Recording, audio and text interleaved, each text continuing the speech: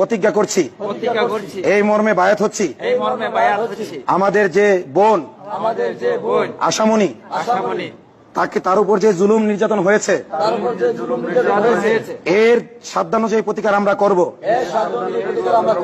আতাউর রহমান বিক্রমপুরীর নেতৃত্বে আমাদের জীবন চলে গেলেও তার বিরোধিতা করব না। তবে কোরআন হাদিসের আলোকে আতাউর রহমান বিক্রমপুরী যদি কোনো অন্যায় করে, সাংঘর্ষিক কাজ করে, তাহলে তাকে আমরা দলিলের ভিত্তিতে সংশোধন করে দেব।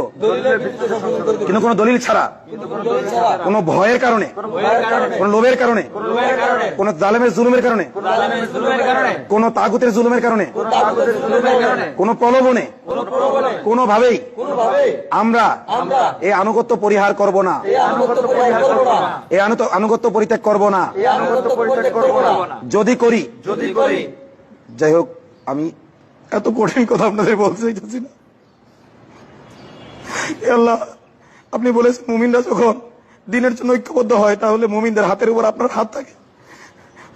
আল্লাহ, আমরা আমাদের উপরে দেশের শীর্ষস্থানীয় মুরব্বীদের হাত আছে, আলহামদুলিল্লাহ। আল্লাহ, এখানে অল্প কিছু দিনী ভাই এই মুহূর্তে উপস্থিত আছে, অনলাইনে আমাদের হাত